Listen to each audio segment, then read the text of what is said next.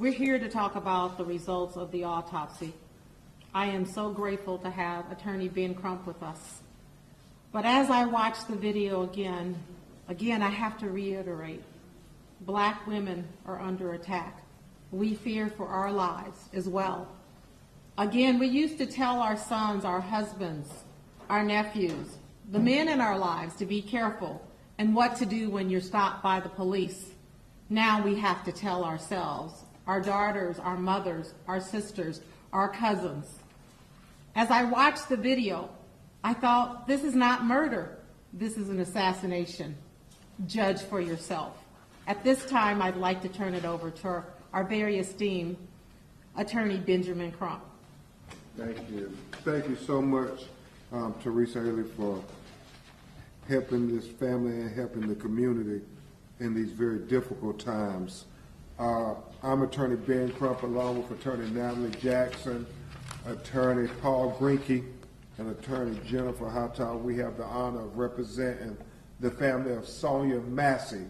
Present with us today is her son Malachi Massey, her uncle Raymond Massey, his daughter Shadia Massey. Also with me and Ms. Haley is Cliff Jones, who's going to assist me today as we talk about the results of the autopsy. Before we do that, I want to also talk about an update as we continue to probe and find out all the reasons why this tragedy happened, leading up before the killing and the aftermath of the killing.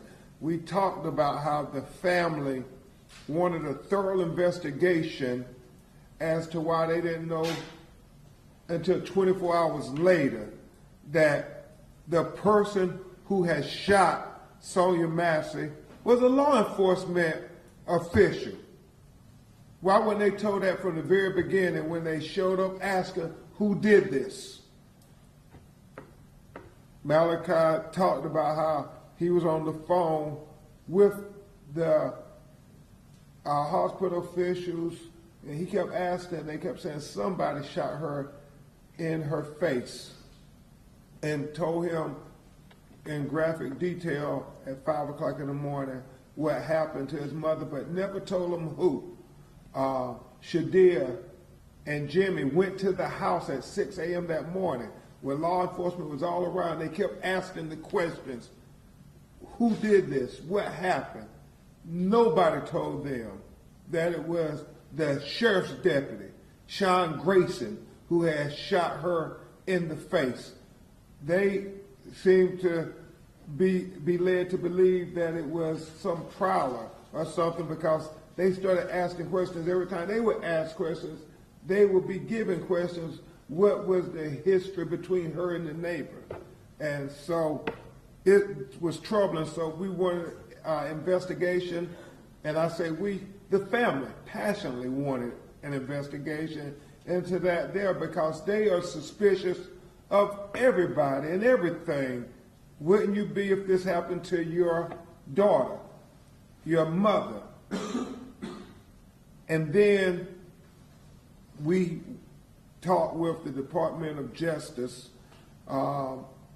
because we want to know more about the history of this sheriff's deputy who so flagrantly and senselessly shot and killed Sonya Massey with no remorse, no humanity after he did it, evidenced by the video.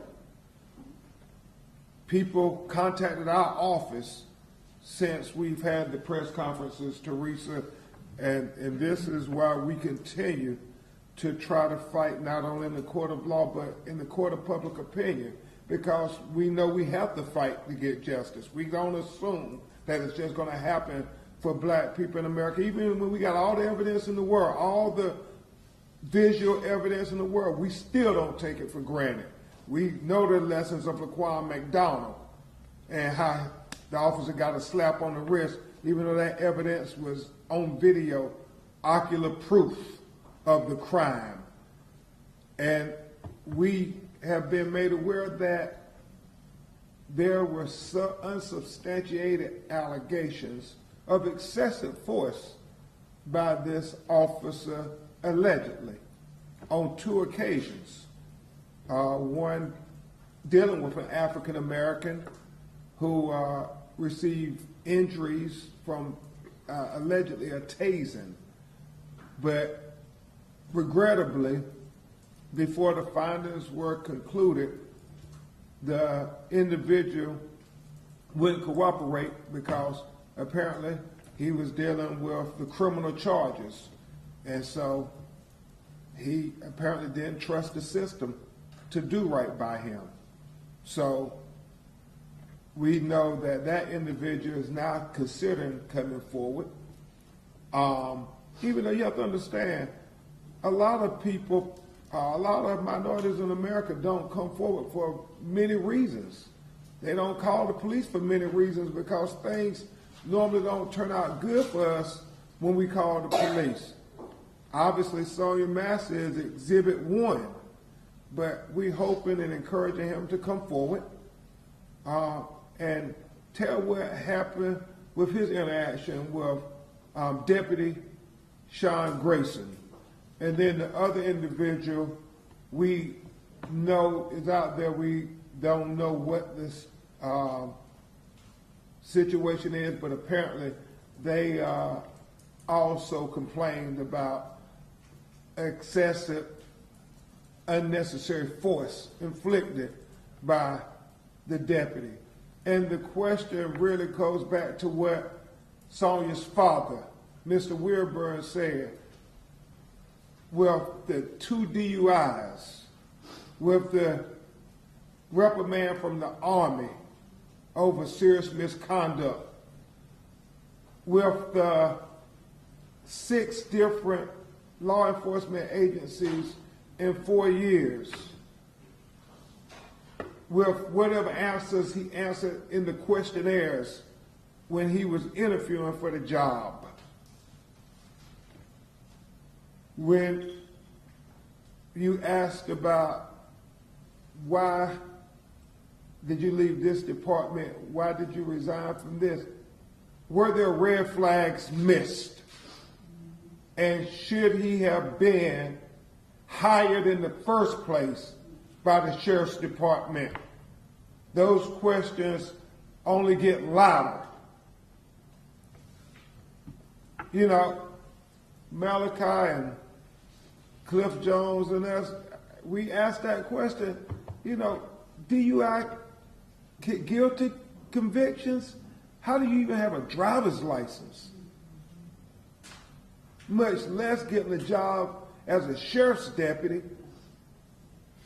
Many questions to be answered, and so we will be sending the formal letter to the Department of Justice with those things that we have been made aware of, and they have promised the family that they will work with the local agencies and they will try to get answers to all of these allegations of other instances of excessive force. And before you hear from Uncle Raymond Massey and Shadia Massey, and finally from Malachi Massey, we want to take a few minutes to go over the autopsy report because I think it's important. And Teresa, I'll tell you when to turn it over. And you all, I want to thank State Attorney John Millhiser for making sure he got the autopsy to the family for transparency and that he's provided it to you all. Even though the family takes great exception with the Sheriff's Department, they have been very grateful that Mr. Millhiser's office has tried to be very transparent and very respectful to them as victims. And so he made sure that this autopsy report was released, and it should give you a lot of the things, answer a lot of the questions that you all asked previously. The biggest thing on the autopsy are the findings, and we will go through those. The conclusion is based on the information available to me and on the autopsy findings. It is my opinion that Sonya Massey, a 36-year-old black woman, died as a result of a gunshot wound to the head. And then it goes on to in more detail, and it says the gunshot wound of the head, the entrance was beneath the left eye. The injury, proliferation of the left internal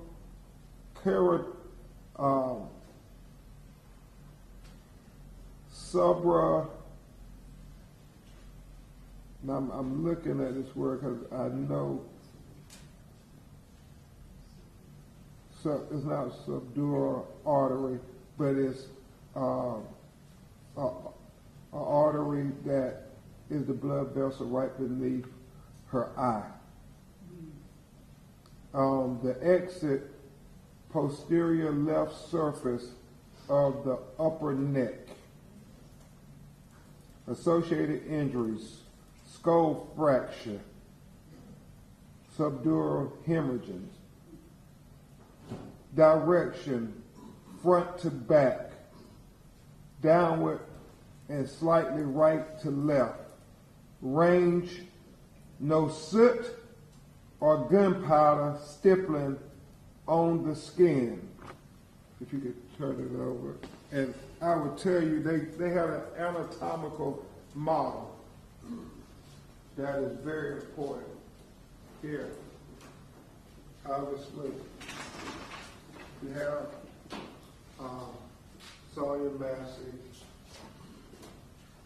with her beautiful smile.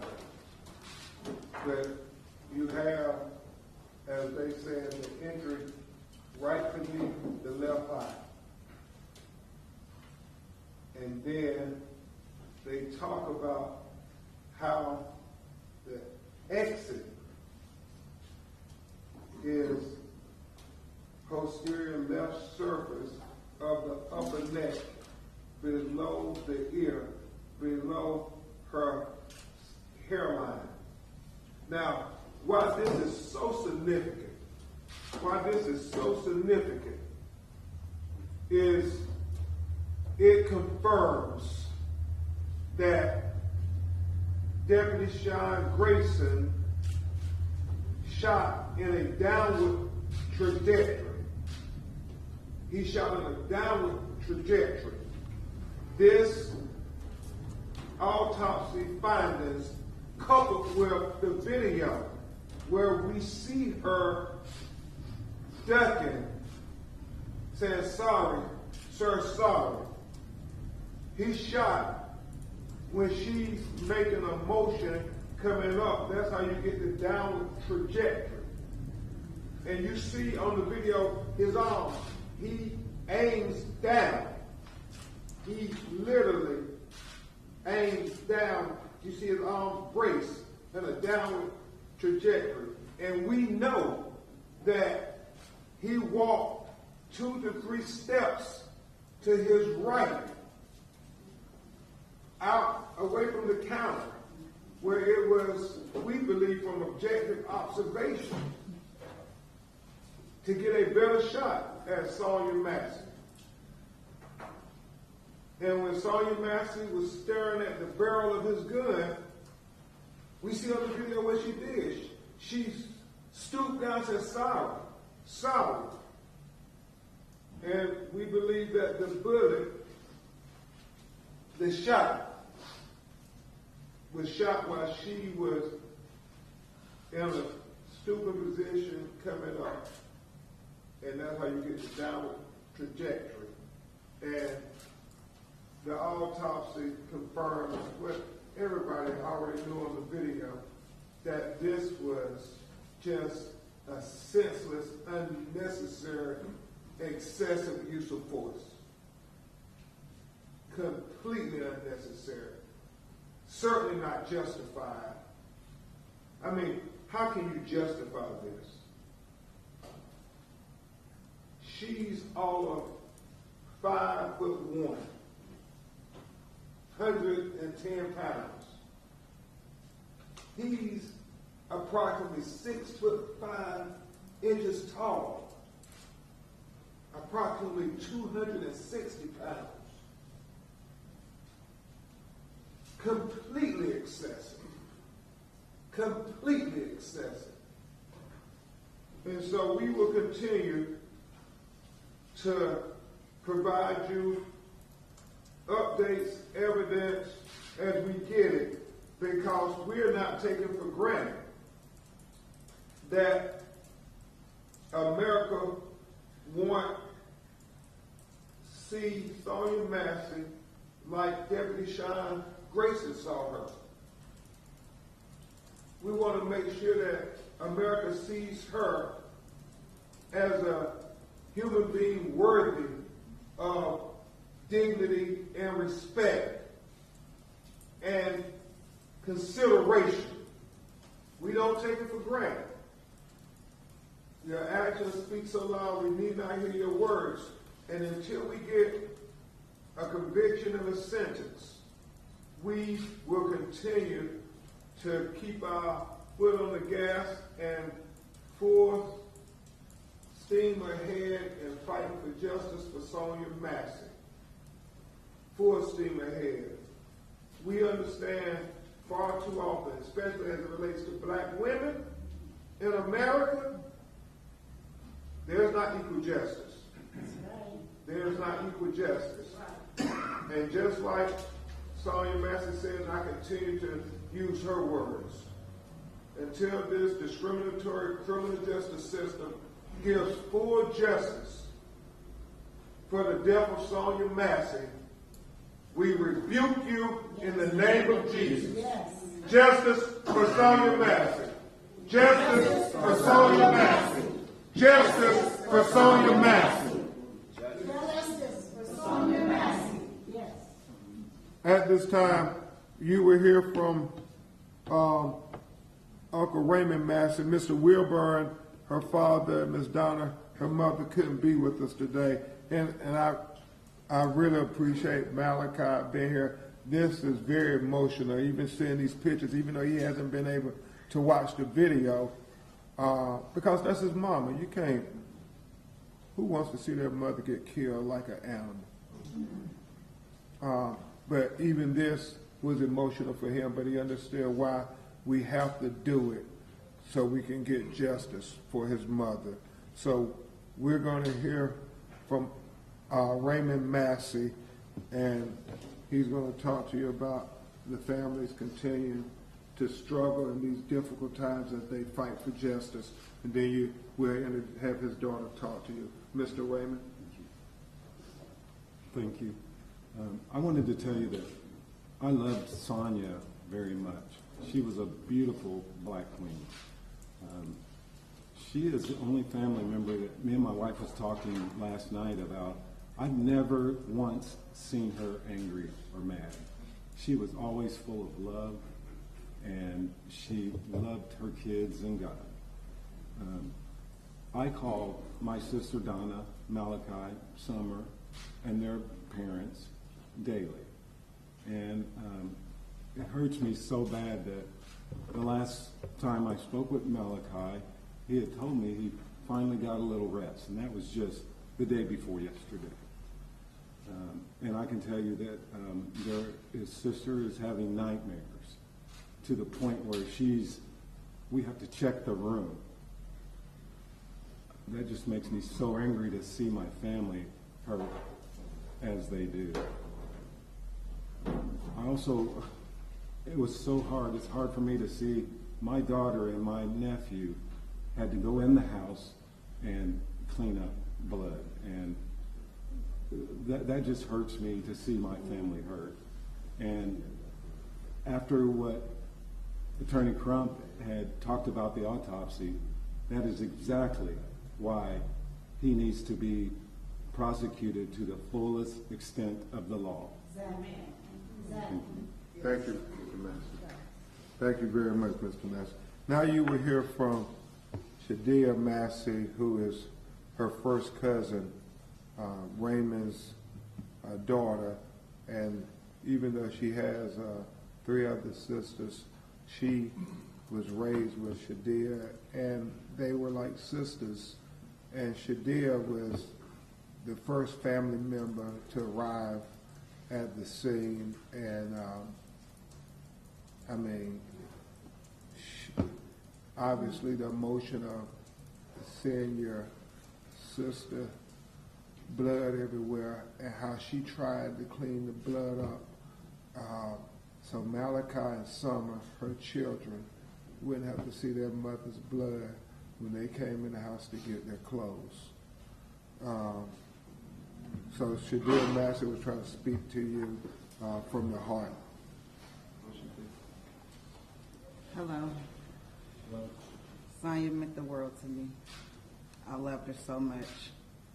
This tragedy has been too much on my family.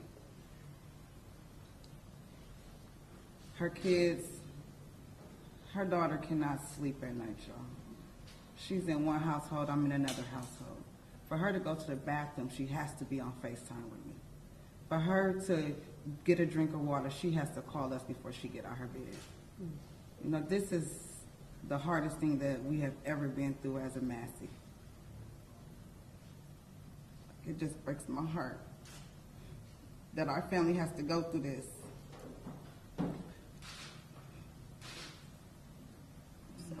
No, keep fine. Justice for Sonya Massey.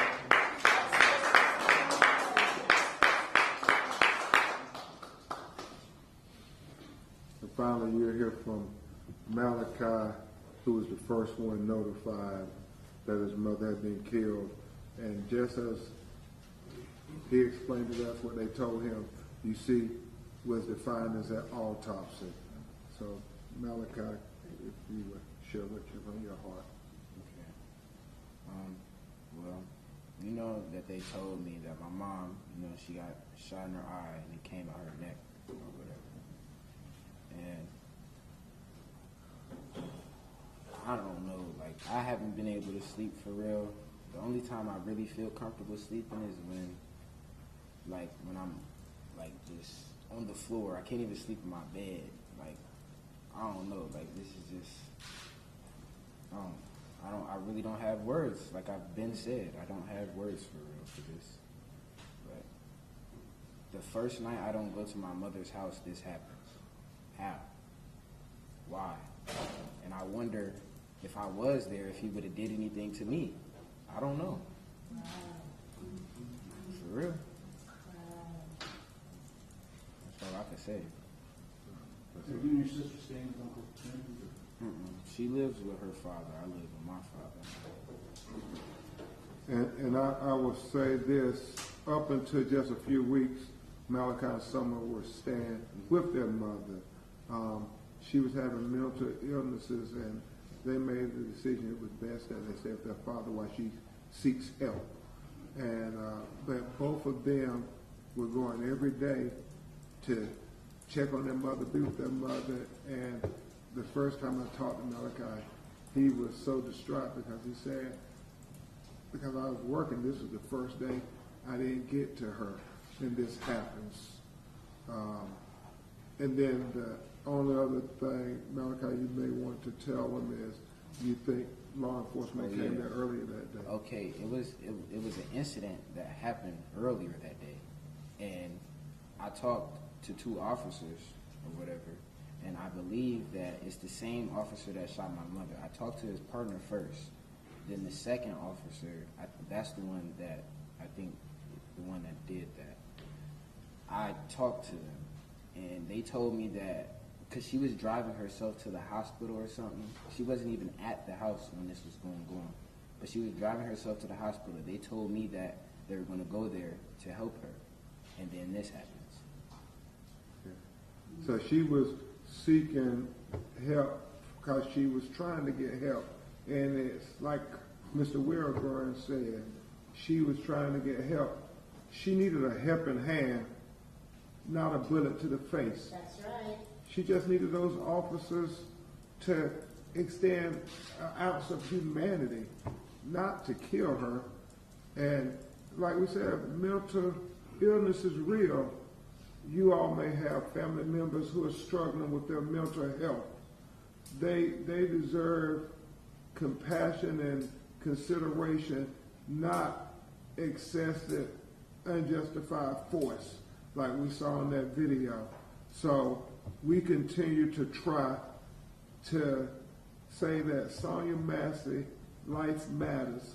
She did, man, when you hear Malachi talk about what kind of mother she was, how she worked overtime to help him get a car and everything so he can get a job, how she talked to him about balancing budgets and about the Bible and about trying to work and be responsible. I mean, she was doing her best to be a person who helped people in the world, especially her children. She did not deserve this.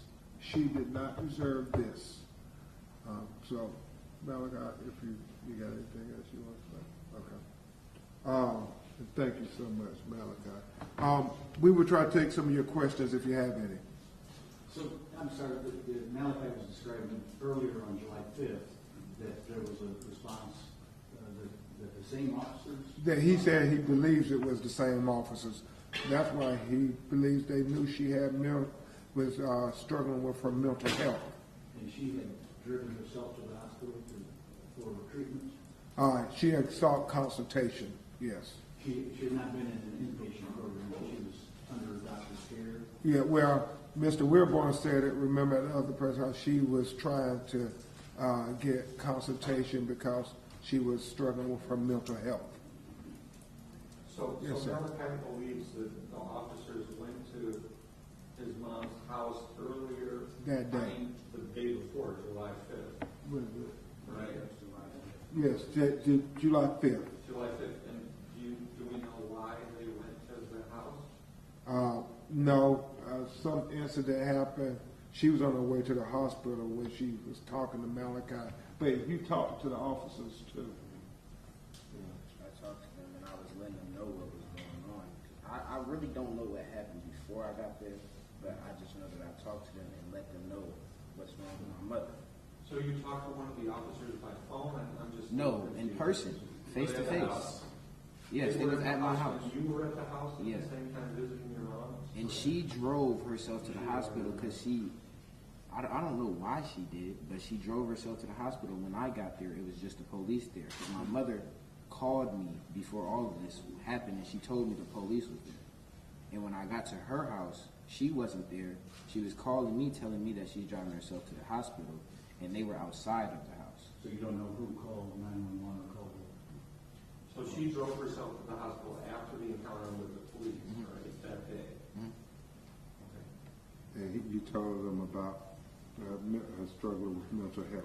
Yeah, and I just tried to, like, the whole week, like, before all of this happened, I've been trying to get her in a mental health. We actually did get her in a mental health place in St. Louis, but they let her come back. I don't know why, though. Why would they let her come back so soon? I don't know. Thank you, Malachi. Pray for you, praying for you. Thank you. Any other questions? Yes, sir. You had referenced two separate people that had use of force complaints that were never officially filed. Were those? I think they were filed. They had no determination, is Okay. what we've been told. But they were filed. And just, I guess, in my question, were both of those for Sangamon County specifically, or were those at previous law enforcement jobs? We think it was a previous law enforcement job. One of them was an African-American citizen. We don't know the other one, but we know that the allegations is that they reported them. They have contacted our office. One of them did tell us he was a black man and told us it's the same guy, and that he, they end up charging him and stuff. And he thinks they did that intentionally. And so apparently it's in his record that there were allegations made, but unsubstantiated. So we continue to try to get to the crux of that. The other individual called the office said that, they made a allegation, but nothing happened. And they didn't want to go further. They just prayed for the family and said, we had a run-in with him too. So these were proactive calls from the people to you, not official? Okay.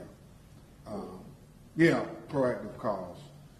What has DOJ told you? You told us the other day that they'd opened an investigation. They say we're monitoring, assessing, and following the criminal case. Right. And subsequent to that, we have been told to try to send a formal inquiry about these other allegations so they can look at who those citizens were and if there was a common connection of the excessive force and on who did he inflict excessive force allegedly on. Okay, so you're familiar with this process. Yeah. They haven't said an investigation here, but they are assessing what you're Right. you're saying. So that apparently they've opened a file and they have come short of calling it an investigation.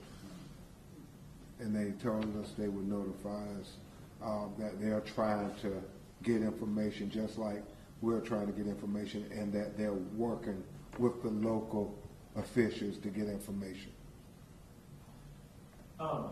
There's obviously plenty of questions about the incident with police arriving to her home earlier in the day. If all of that, who was at the house deputy side, if there were multiple visits to her home in that day, what does that tell you about the way that she was received when those deputies showed up at the scene later, and the temperament and the way she was treated when they got to that? Well, it's going to be interesting, and I'm sure we can find out who went on the call earlier. Was it the same officers or not? And then did they have body camera video then, and so forth? And can we find that out? We're just trying to get to the truth of what happened, man, because what happened on that video was not right. It was senseless and it was unjustified.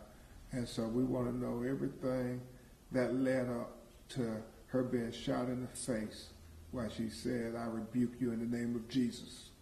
I guess just to go off that, there were already critiques of the way they were handling, treating her, talking to her at the home before any of this happened. The way she was going through something, and they were short, they were talking slowly to her, and I guess just if there was already that history of knowing she kind of had that, does that just expound on those problems for you? Exactly. If you knew it was a person dealing with mental issues, then why in the world would you ever feel the need to do that to her? She has no history. She never been arrested. The autopsy, there was no drugs in her system other than the medication that we know about. She was just a mother trying to be a mother to her children. She did the right thing. She had them go live with their fathers and so forth while she was trying to get mental health. She was trying to do everything right. It was, these officers, namely, Grayson, who didn't respect her enough to try to say she's having mental issues and we need to try to be compassionate, not heavy-handed. It was reported with the Kincaid Police Department in their records that show misconduct, serious offense. Do we know, was Logan County and St. Wayne County, did they also read misconduct, serious offense when going through his application? I would assume so if they were being prudent. You know, you don't just hire somebody willy-nilly and you're going to give them a gun and a badge and say you get to go interact with the public. That's what Mr. Wilborn keeps saying. Why did he even have a job as a sheriff's deputy after those red flags? And the question that I also have is, you know, these police departments or sheriff's departments, would there be documents that you request them, or we've seen where they tracked, yes, we went to Sonya Massey's house at this time, like before that July 6th encounter early in the morning? You know, we don't know, but we believe that when they go to somebody's house, there should be some report of it. And so that's why we're hoping, as I told Malachi, we will know were these the same officers who came to the house or not when he got there trying to check on his mother. Yes, sir. Can you or a family member talk about what they were trying to do specifically to get Miss Massey mental health aid, and the St. Louis situation with her being down there? When is the time frame for that state? And Mr. Wilburn and Brianna are here. I think they were the ones who were trying to help her with that, her sister Brianna and you. Okay. Do you know how long she was supposed to stay in St. Louis? It was supposed to be 30 days, but then she got out after 2. 30 days, but they released after 2. Was that it? Sorry, John. Was that a voluntary? Yeah, it was Voluntary. They made it, and Malachi talked to Mr. Jones and I. The reason his sister and he were not staying at his mother's house anymore was because she was going to be at the mental health facility in St. Louis. And yes. Do you know the name of the facility? It's Grand Prairie or something, or I don't know. No, it don't matter. We'll get it. Yes, sir. Do they have a Yes. reason for why, even though she was supposed to be there for 30 days, they released her after 2 days? He said he doesn't know. Yes, ma'am. Do you know where she was driving to on the 11th, like which facility? St. John's Hospital. Any other questions? It underscores that mental health is real, and we need to understand that people who are trying to get help need us to be considerate of their efforts to try to better themselves. And apparently, she was trying, huh? She was trying, y'all. She was trying. And so, we will continue to try for Sonya Massey. We will continue to fight for her to get justice, full justice. And we keep saying that word, full justice, because her son and her daughter and their family deserve full justice. We will keep you updated. We know that on Sunday, there's been a national call for mourning for Sonya Massey in over 25 cities.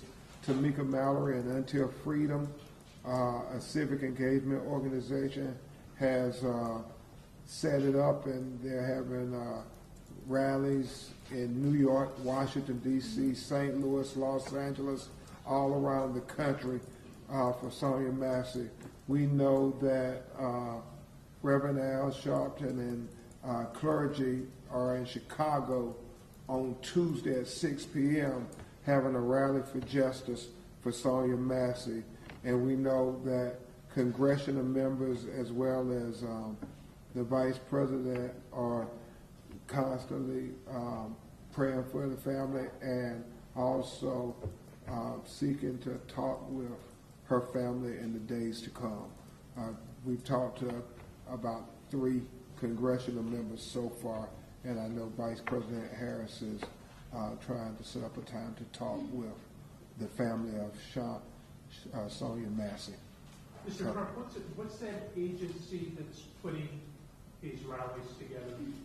It's a couple of them. It's National Action Network, Until Freedom, National Action Network, the NAACP, all the civil rights organizations. Say Her Name, based out of Los Angeles, black women who have been killed by police violence, like Sandra Bland, like Atiana Jefferson, like Pamela Turner, like Breonna Taylor, and you know the list goes on and on. Is the Massey family planning on attending the rally in Chicago with Riverdale Sheriff? Yes, they are. Okay. Thank you all. Thank you. And you can get Autopsy by press at bencrump.com. If you hadn't gotten it from State Attorney John Clearhouse yet. Oh, they can take a picture. We can leave it for a few minutes. I'll give it.